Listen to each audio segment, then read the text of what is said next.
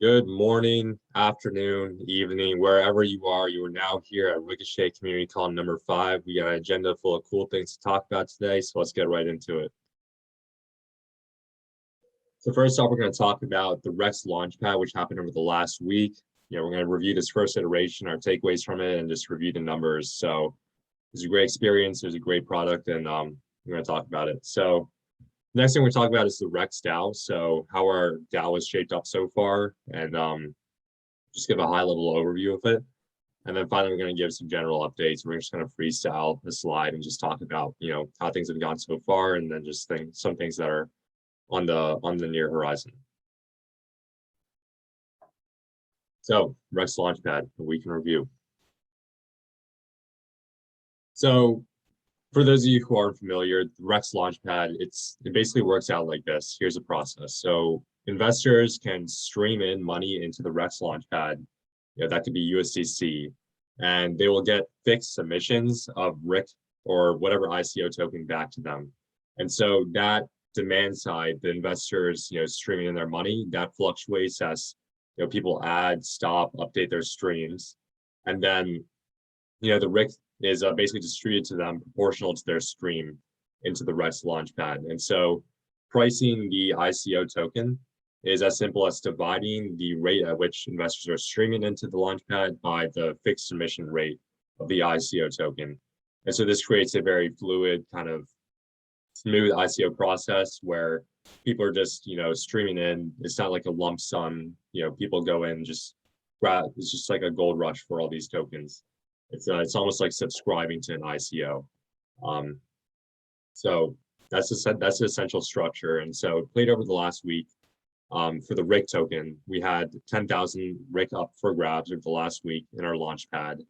And we came out to a few prices. So let me just pull this up really quick. I know what the price is set at right now at the rate. Are you going to run the numbers though? Yeah, so it hit a high value of I believe 32 cents, 32.6 cents at a basically at a total value streaming of 14,000. On the 12th, it was at 7,000, and on the 18th, it was at 9,000. So at 7,000 is valued at like 16 cents. At 9,000 is valued at 22 cents. Currently, it's at 12,000, which puts it at 31 cents. 31 cents. Yep. It's actually 31.5 cents, but 31.5. So as you can see, people are adding, updating their streams, and the Rex value, the Ricochet token value changes accordingly. So far, we've had 75% participants, unique addresses in our RIC token Launchpad, which is awesome. 75 people were able to get their hands on RIC token as a result of this Launchpad. So that's good distribution. We're happy with that. And yeah, so just some general takeaways. So there was no whale domination. There was no one who was, setting a $10,000 USDC stream and trying to grab up all the RIC, because that's discouraged by the essential function of the Launchpad. When you start a stream of that much, you're basically pricing up the RIC token, and you're making what you're buying more expensive by increasing your stream and trying to grab more and more and more. And it basically encourages more tame participation, and it makes you think about the value a lot more, as opposed to just dumping in your money and grabbing a huge percentage of the ICO. So that was a good look. And also there's just clear price discovery. You could easily just basically get the weekly input rate by investors divided by the weekly emission rate of the RIC token, and just get the form, and then just get the price like that. So it's pretty clear where the RIC price was going. And yeah, so it's just very easy to see how the market was kind of pricing our token over time. And that's as opposed to a lump kind of ICO where valuations are kind of just done on the spot, and then often like left or right really hard after that. And then yeah, on that subject, there was no ICO chaos. There was no kind of uproar around getting your hands on Rick token because it was so, fairly distributed. Basically, you just start a stream, you start getting your Rick. There's no kind of like, debacle, no chaos. It's very, very straightforward. So those were my takeaways. Mike, would you add anything? Yeah, I do. So a couple other like technical things is like the main removal here is we still keep like the Uniswap mechanism, which is like as you stream more, you get a worse price, right? Or you push the price up, which is the same thing that would happen if you like ICO in a liquidity pool. As people start buying it, it bids it up. But we totally remove a lot of waste. So the first bit of waste that we remove is the miner extractable value, because there is no sandwich attack. There's nothing you can really do to take any value as a miner who has like priority on block structure. The other thing is we totally remove this like inefficient gas process of people like buying and selling and buying and selling. If you want to buy and sell and buy and sell, there has to be a liquidity pool somewhere else where you can trade against, and you're really not, doing a lot of activity on Ricochet other than kind of updating your stream. So for most people who want to buy the token, they're just going to start a stream and leave it open in one transaction. And then maybe at some point later, they'll try to find somewhere to sell it. But like, good luck with that. Our valueless governance token doesn't have a sell market. So, and then the third thing is the waste in the process of getting the money to the project founders, because this is a direct line, which is like the money that's streamed in goes directly to the founders. That's what they need. And previously, I think the way they do that is they do like a private sale where they're like, well, we need money before we can do all this other stuff, or we need money so that we can make a liquidity pool, because liquidity pools, we all know, have to be matched with some liquidity to get started. So, well, I guess you could just match it with nothing and then let it go from there.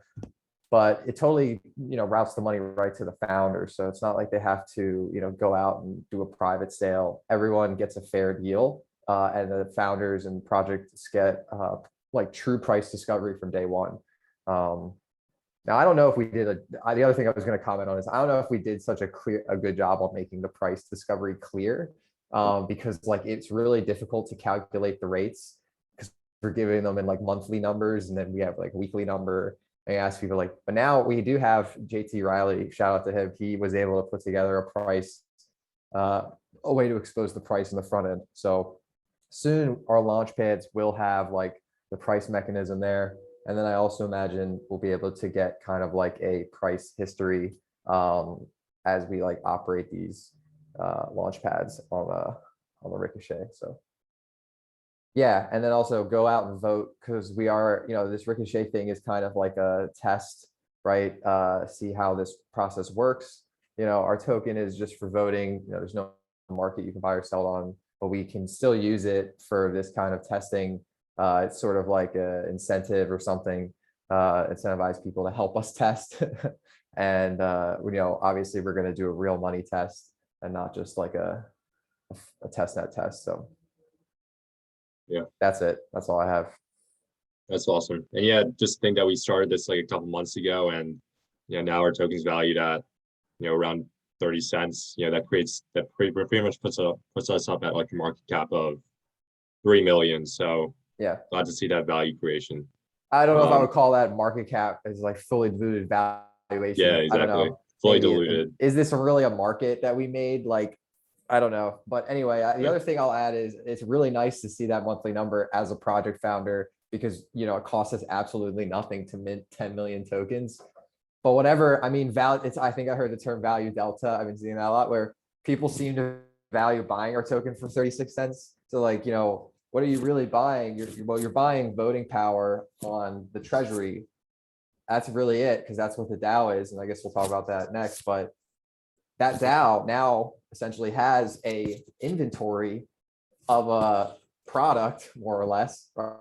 The token's kind of a product that has like a fully diluted valuation of like 3 million or something, right? So the DAO has been funded, and even if it's not, valuing at whatever 31 cents, people don't continue to buy it. At this moment in time, they are, right? So at this moment in time, the rates are in our favor, and we're selling our RIC product for, 12,000 to the tune of $12,000 a month in US dollar coin, which is pretty good. I mean, we're gonna be able to keep going if we're getting that if we can keep that pace. And yeah, so don't forget to go out and vote, because I want to make sure that we keep the thing going. But I also want to just get everyone's opinion on how much we should send out. So that's Yeah. it. What else? Awesome. Yep. And on the subject of voting, Mike has put up 2 proposals. Yeah. One for how much should we distribute? How much RIC should we distribute? And then one for over how long should we distribute that RIC? And so the function of those 2 will determine how the Ricochet Launchpad will work. Yeah. So we'll keep the live demo running, and we'll see how much people want to put into this live demo thing. Yep. All right. Cool. Let's talk about the Ricochet DAO and how that has been working, and just a high level overview of it. So this is basically the overall structure. We start off with the core team, we go to the contributors, and then we go to the RIC holders. So the core team, that's just Mike and I.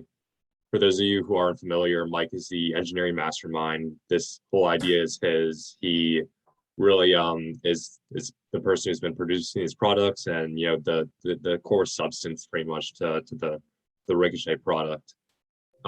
Me on the other hand, I'm business development and I'm product design. So I'm the person behind the Twitter account. I'm the person who basically puts what Mike does on a sizzling platter and presents it to our users. So that's our core team pretty much. That's Mike and I, and hopefully they'll grow in the future. Next to us, we have our core contributors. So shout out to these people, these 5 people in our Discord. They make contributions on all fronts, from our contracts to our tests to our front end to our analytics. We actually need to add someone to this list. Jay Clark. Jay Clark, who I commented on the PR and mentioned like, hey, hit us up in Discord. We'll give you the role. Okay. But yeah, they're not on the contributor list in Discord yet, but they did make a contribution. And I just noticed I reread their contribution, their email's there. So maybe if I don't hear from them, I'll email them. Cool. Yeah, so these guys have lime green tags in our Discord, and yeah, their time is definitely going to be worthwhile, because we will be looking to give these people enough RIC to make proposals, and because they have worked towards the betterment of our protocol and have been invested and engaged in our community. So that's all good. And then we have our RIC holders. So these are the people who have accumulated RIC through our liquidity mine rewards or through the Launchpad. These people have basically their opinions have weight because of their RIC, and they can exercise those opinions on the directives of our protocol or our project through our snapshot and voting through that. So that's basically the overall structure of the DAO. That's how we operate. And then we are Discord based. So that's where all the discussion happens. We have a proposal channel where, these proposals are debated and discussed before they go out. And while they're out, they're discussed. So that's the overall structure of the DAO, from the community to the overall kind of governance hierarchy. And yeah, so that's the overview. Mike, would you have anything? Yeah, I mean, the main thing is like, so the idea is like decentralized autonomous organization where like people are contributing like in an autonomous way. And I think the primary way we get that is by people who make contributions, giving them the power to make proposals. And then once they have sort of the power to make proposals, let them sort of propose work for themselves and propose payment for themselves. That I think would be the best future for the DAO, would be people sort of working autonomously and using the treasury, whether they get paid in RIC or whether they get paid in proceeds from fees from operating the contracts. That doesn't really matter. But like it should be a case where, in the future, the core team and the contributors are basically all like autonomously making proposals to get paid like $10,000, $20,000 to do some like rather large or complicated improvements, or to do some large or complicated kind of integrations or exchange things. So yeah, that's sort of how I see that going. Right now, I guess to buy the amount of tokens that you need, you'd have to spend maybe like $300, but I think the token's 30 cents, and if you need 10,000 of them. Is that the right math? Or $300? Anyway, You get the point. So, but in the future, I think the ability to, become a proposer will probably not be so easy to acquire. So yeah, I think that's probably towards autonomy. For thinking about towards an autonomous organization, because right now we're definitely not, right? Like I feel like, we definitely need to get there though. So yeah, and then what about the other token, right? So we do use the token, but the main thing is for voting. Like everyone who holds the token has a voice, and we value everyone's opinion, especially at this point. I mean, because everyone who's gone through the process of getting Rick has at least used our product, right? So there's no Rick holders that haven't used Ricochet, right? Except maybe one or two that like we gave tokens to or something or whatever. So yeah, anyway, that's all I have to say on that. Yep, we have had good voter turnout. We've had basically like around 16 or more people participate in all of our proposals. So yeah, we have a pretty, I mean, we saw one person has like 75,000 Rick, and that wasn't me. I was actually surprised one person had gotten that much Rick, but again, I wasn't looking at the data at all. But yeah, I mean, we see there's like two people right now that have like 8,000 and 3,000, and that sort of skews the vote. But on one of the proposals, they both voted in agreement for one option, so that really kind of skewed the vote. But on the other, they voted differently. So one voted for one option, like 8,000 tokens on option one, and the other 3,000 or something was on option two. So, at least they're, doing their own opinion, and they're not just going with the highest bidder. So it looks really healthy to me when I look over it. It's a nice little fledgling governance system. And yeah, I'm sure the people who are participating, will earn more rewards and things like that. So yeah, it's just been awesome how this has come along and just how engaged the community has been. So really happy with how this has all been going. yeah, and then I think the last thing to talk about is what's in the treasury right now. I mean, look, people are buying the token at 30 cents. So like we obviously have like still a ton of Rick in the treasury. It's like something around 8,700,000 or something. It's a lot. So that's good because there's a market for it. Obviously, we can't sell deep into it, right? Because there's not a lot of volume. There's like $12,000 there. But it does fund the treasury. So I think we were talking about, and I don't know where this fits in if we have a slide for this, but we were talking about within DAO is just starting in the meantime until we get to the point where people feel comfortable making $10,000 proposals to pay themselves. I think we could run a bounty program. And what I've seen work really well with the Teller community was Nick, the guy who runs Teller, he started off the bounties very small, $50, $100 bounties for things, small things, technical documentation, making videos, writing Medium articles, and those were paid in Teller tokens early on. So I think we should, now that we have basically all the, we said we were going to take 10% and do V1 liquidity mining. Now that that's out of the way and that's rolling, we don't really need to think about it. It just works. Now we can think about, okay, we have the other 80% of the supply. 10% of the supply we're actually carving out for core team and the people who participate early, right? So there's an allocation to reward these people, but the other 80% is still undecided. And that's why we started the DAO, was to figure out how do we, allocate the other Rick, right? So, and yeah, I don't know. I think starting off with like $50 to $100 bounties is pretty good. Cause what is that? It's like, I don't know how that translates to Rick. I can't do the math really quickly, but it's a good amount of Rick tokens, right? So it's an easy way for people who can do technical writing or know how to do Medium or make videos. They can basically go after these $50 to $100 bounties and get a good amount of Rick, right? So, and that's probably a lot faster than streaming into the streaming market. And in some instances, it's probably cheaper too, depending on how you value your time. Yep. Awesome. So that's it for the DAO talk. Let's talk general updates. So on the business side, we will be getting the chance to get in front of the Maker core team meeting later this month on October 27th. So we'll be able to talk about just, overall what our mission is, real-time investing, and just, basically chill us to the Maker community, which would be awesome. And, for those of you who have seen our Maker pools, our Maker stream markets, they've got a lot of participants, and a lot of those people using them are the Maker team themselves, just basically using their real time, they're getting paid with real-time salaries. They're basically using a portion of that to basically invest in their own token, which has been really cool and really beneficial to them.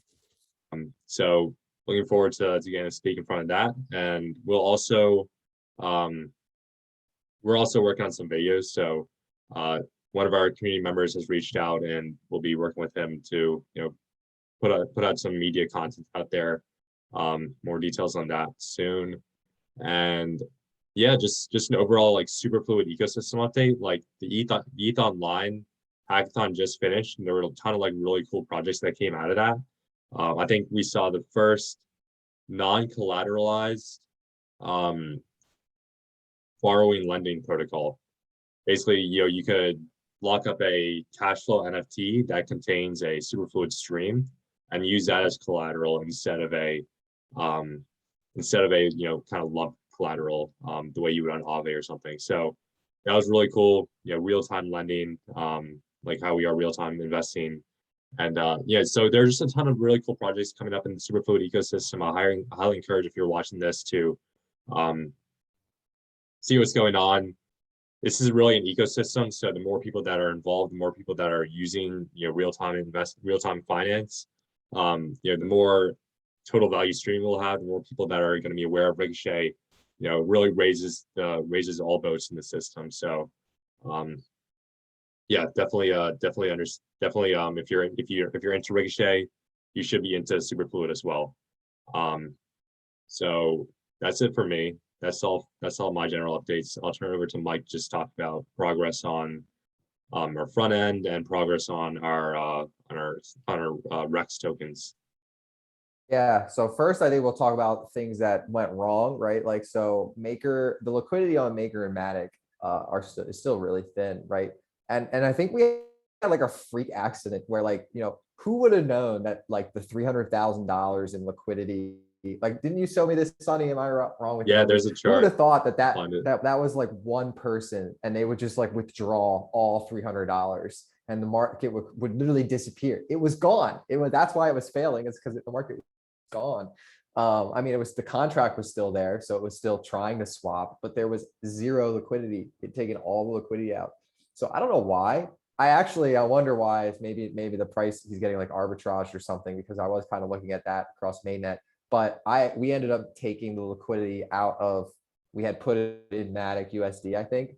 And I ended up taking the liquidity out and putting it in Maker USD. And so I made a market Maker USD. Oddly enough, like, we're actually the DAO actually makes money putting liquidity in these markets. And we started with like $11,000. We're now at like 12.5. So, it's not a bad deal to do this at all. And I think the reason that happened was because we were in Matic USD, and obviously Matic pumped. And so they pulled some profits out of there. And that's, I think, where the extra couple $100 came from. But yeah, anyway, I think, would like to do with the Rex tokens, which I think Nuno's here from Superfluid. We talked about the Rex tokens the other day. There's two things to do. One is just make it so that you can stream into a Sushi liquidity pool token. That's the first step. And then the second step is make it so that you can stream into a Sushi liquidity pool token and simultaneously deposit that in staking to earn Sushi rewards, right? So that second step is what we've been working on, or what I've been working on a lot. But there's still that first step that is completely uncoded, right? I've looked into it. We have examples from Pickle Finance of doing this, like stream into liquidity pool, or doing this. It's really, what it really is it's a swap into liquidity pool tokens, which is not so bad. But yeah, so that's sort of the solution to this liquidity problem is, let's just make it so you can stream into Maker DAI and make it so you can stream into. And I have no doubt if we open a stream market, we could definitely get it back to $300,000. Like, it would take months, but we could basically fill these pools with liquidity. So and that would be good, because then when projects are launching, they could, in addition to launching on the Launchpad, we could also simultaneously set up a stream into liquidity pool, and that will work so that they can simultaneously sell their token and have people streaming money to provide liquidity using like a dollar cost average approach, rather than like, which is what always sucks is you put like $10,000 in liquidity to a new token, you go to sleep, you wake up the next day and you have 9,000, which is like that happens, right? You're down like 10%, right? I've seen 15, 20% overnight. And a lot of times it does take a while for that to come back, but dollar cost averaging would solve that too. So that's Rex token. And then also on the development front, so JT Riley's here now. Thank you for doing that. I really appreciate it. That was really awesome to put the price there. I think people will appreciate it. I appreciate it because now I can look at the DAO tokens and be like, math on my calculator, 3.6 million tokens. The DAO has 3 million of that or whatever it has. I don't think it has quite that much, but so yeah, that's fun. And then the other thing is a couple development updates from contractors. So we did escrow funds for a new front end, which we showed at the previous community call 2 weeks ago. And I still continue to get updates that they're doing it. You know, they're based in Russia, these contractors I use. And, you know, so I imagine in like the end of the week, maybe next week, it'll be done. And, you know, when they produce something, it's pretty much ready to go. So I imagine as soon as they have it produced, we can merge it, deploy it, and try it out. So that'll be exciting. The other thing that we worked on is tests. So this morning I was in the process of reviewing the work that I had gotten from our test engineer that I hired to break up the tests on the Stream Exchange contract and get to 100% code coverage. I think that under the amount of time and money I allocated, we got to like 98% or 95%. There's still one part. It's one of the more complicated parts that doesn't have full coverage, but it's still way better than it was. All the tests have been broken out. There's no longer a mono test. It's actually testing the individual pieces of functionality separately. And so that worked really well. And that was actually, I think, a really good investment. Started that many weeks ago because it required this team to do research on how superfluid works. Really good. The other thing that came out of that, and we're going to contribute this back to superfluid, is previously to test, I had to get a valid registration key from superfluid. So I would always need one valid registration key, and I would just use that key in my tests because it like simulates mainnet. Well, they ended up writing a contract so that you can query or you can like go to superfluid contracts and, you know, because you can assume someone else's role. So you can just assume the superfluid manager's role or whatever, and then you can make your own registration key in your test. That way I don't need to keep a like actual production test registration key available, which would be bad because then we would be like percolating that around other contributors who have to test.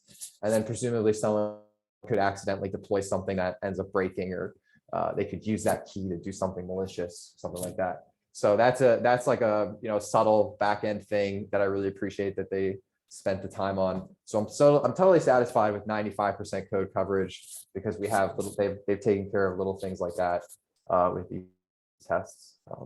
What else? Am I missing anything? I think you hit all the spots, as far as I can tell. And we got another contributor. So I like all of our existing contributors, but we have one more now, which means we're up the more places than just the token price. Yeah. What was that contribution from the Jay Clark? That was the meta description, which was such an old issue. And it was such an easy issue. It was such an easy issue. Yeah, originally when we would share our website on social media platforms like Discord, it would say website created with a React app. Yeah, which is accurate, but not exactly so the message we're trying to get out. That's so embarrassing. Yeah. So now it says like effortless real-time investing or something. And I love the comment. It says, I couldn't find any guidelines for contributing, but the issue was marked as help wanted and it was an easy fix. So I thought I'd contribute. Awesome. We'll have to email Jay Clark because I haven't heard anything in Discord yet. Great. All right. Well, that's it for general updates. And that's it from Mike and I. If anyone who's on the call right now would like to ask any questions, feel free to unmute or put them in the chat, and Mike and I can answer them. Did we get any questions on the forum? We did not. Other than Yeah, we mine, did not. what did I say? What is the priority? Something like that. Anyway, yeah, questions, anyone? Before we go? I would like to speak on the governance. So I kind of did jump in a Yeah. little bit late, so maybe this is missed a little bit. But you know, you mentioned that basically you want like contributors and people on the core team to be able to submit proposals and things like that.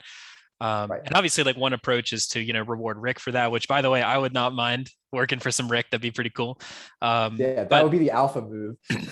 yeah, right. Yeah, not gonna have to stream my super tokens anymore. I'll just work instead. But Right. Yeah, that's what I'm saying. yeah. I think Funny how I that think works out too, right? Funny how that works out in these projects.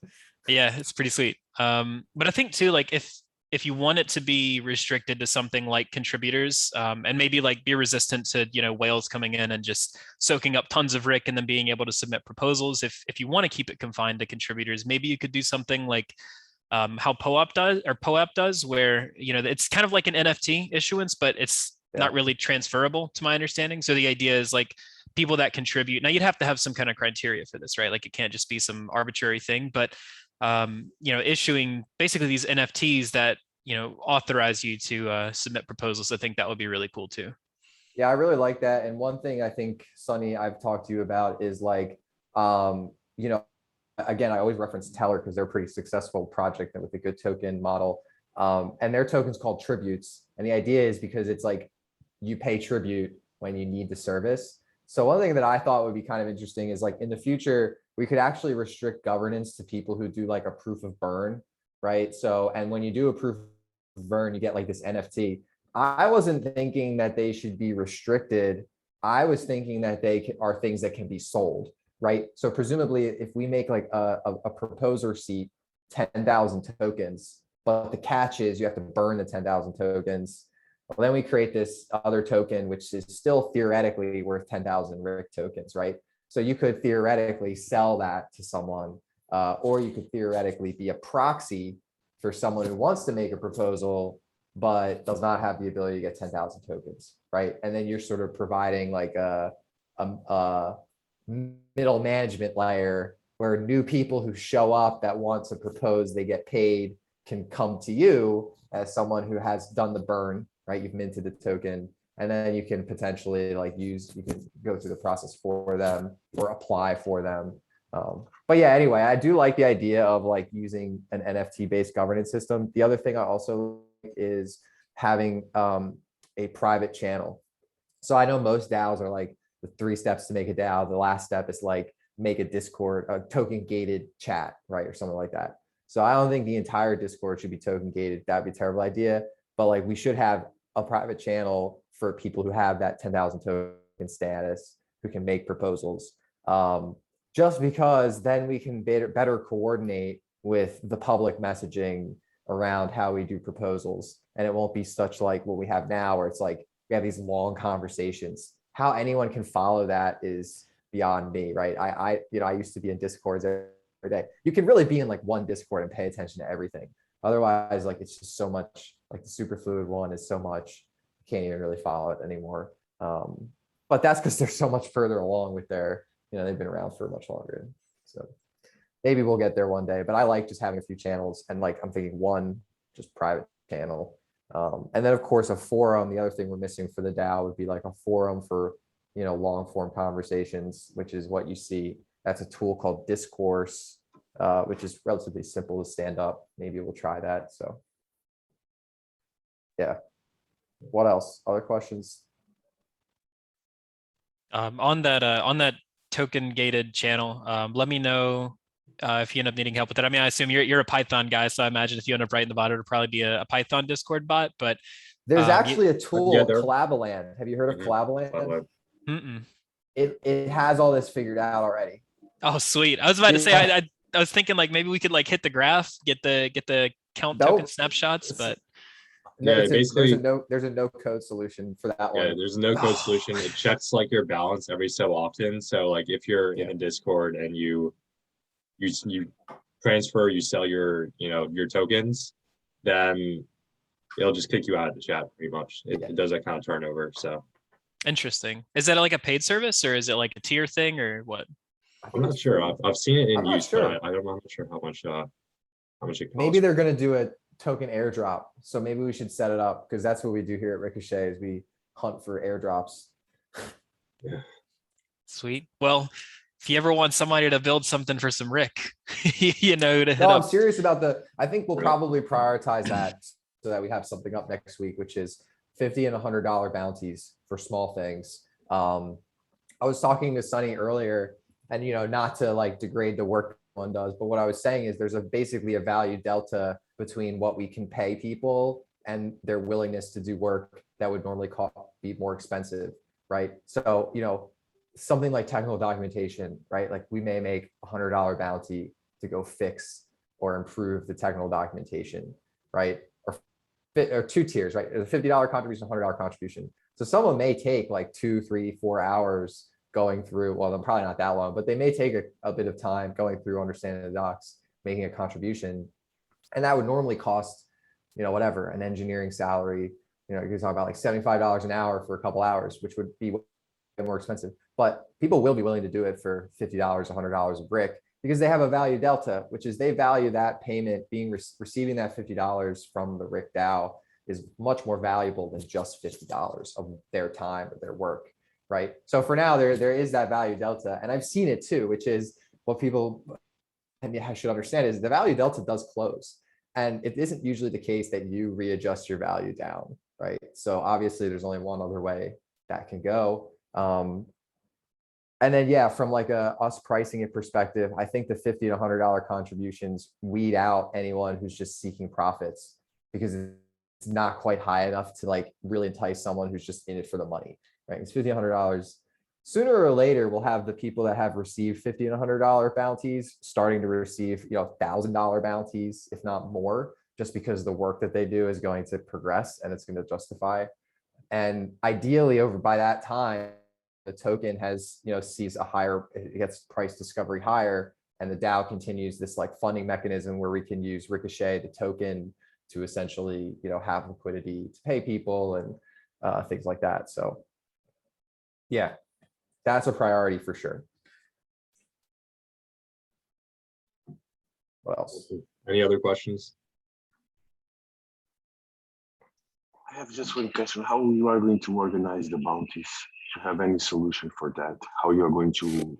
Yeah, well, again, I go back to just look at Teller. I mean, they have like a table in their docs, and it's like the amount of the dollar value of the bounty and then the description of the bounty.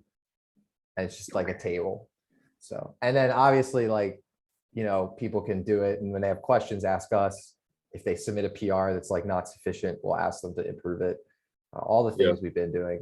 So I believe you guys over at Superfluid do it on Notion. We could just like link it over to an issue on GitHub, and if it's something like updating doing a redesign for a Twitter header or something, it could be just kind of written out and detailed in there. So yeah, stuff like that is awesome. How to value the work is more a philosophical. I mean, it's just small, medium, and large things. I think initially we have two sizes. I think we start with two sizes initially. We have like small and medium, $50, $100. See if we can get a couple contributions there, and then we'll introduce a larger, maybe like $250, $500. It would be tough for us to do a large bounty just because there's work I would have to do and Sonny would have to do just to queue up a bounty, right? Because the worst is like, hey, here's this general thing we have to do. We're willing to pay you like $1,000 to do it. But then you're just bugging me, asking me what it is and how to do it, which I don't really want to deal with. So I wouldn't put out a bounty for a good amount unless I could give someone like clear parameters. But these like $50, $100 bounties, like Sonny said, Twitter header, $50. That sounds great, right? What does it really cost to pay an artist to produce like a good header anyway? So it's probably you are paying with the expectation of value from Rick. It's good to not paying in the stable coin. It's good to pay in the. Oh, I don't know. I mean, Rick is like a product, right? So you're getting paid we're giving you our product as payment. Yes, no, but I really liked it. I like that idea. So because it's another way to distribute Ricks. Yeah. And then of course, everyone gets to take advantage of that value delta as people value the Rick token. No, and they are committed to receive that. So Yeah. if I'm going to work, yes, I like that idea. The payments in native coin to the project. Yeah, I've seen, and again, everything that I pretty much just reference back to Teller and how they did it or they do it. So, because I think they've done it very well. They've grown like a nice little organic community. They're not necessarily the best Oracle, but they're here, they're well funded, they're making progress, they're doing innovative work. And they've been able to do that with a good management of their token. Okay, perfect. What else? I do have to leave soon to go somewhere at 11. Maybe one more question, if someone has it.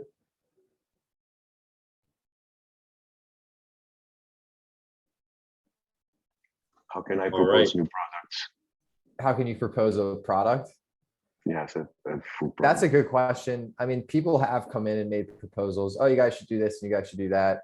No, a more structured way, like, okay, deploy these contracts. Oh, Wow. you want us to deploy a contract? No. So Oh. I just don't want to just write, oh, we should build something more intangible. No, it's okay. Well, you have to start off doing, everyone has to start off doing, like, I don't want to say like grunt work, but like everyone has to start off doing simple things. But over time, I think like that's what I was saying about making your proposal to get paid 10 grand was like, your proposal would be like, I'm going to build this integration with this kind of token that uses streaming. And I would like to do it under the Ricochet DAO brand, right?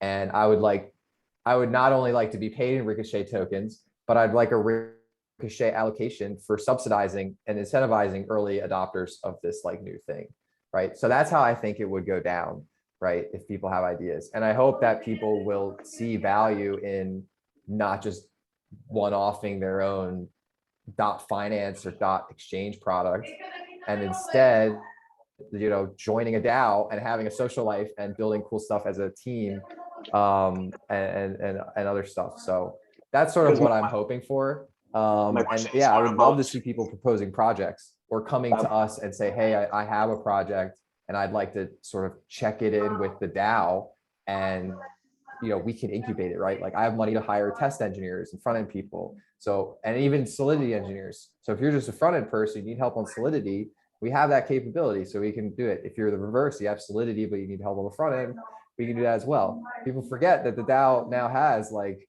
a bunch of RIC tokens, and there is, even though it wasn't intended, people do trade them and they're buying them for 30 cents. So that kind of gives us something we could sell to do funding.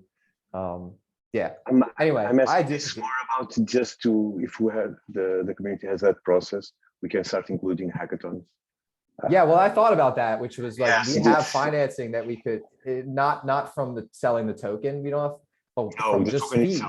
We have like $10,000 in fees sitting there. Actually, we have closer to $14,000 in fees, which is mostly US dollar coin, but also Matic, Maker, DAI, ETH, Rapid Coin. So we could do a bounty and we could just pay, I think people at hackathons usually get paid in dollars, but anyway, I actually have to go. I have to go walk somewhere. That's going to take me a couple minutes.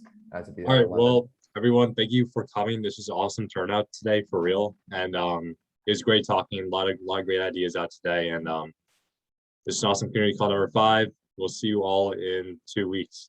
Goodbye. Take it easy, everyone.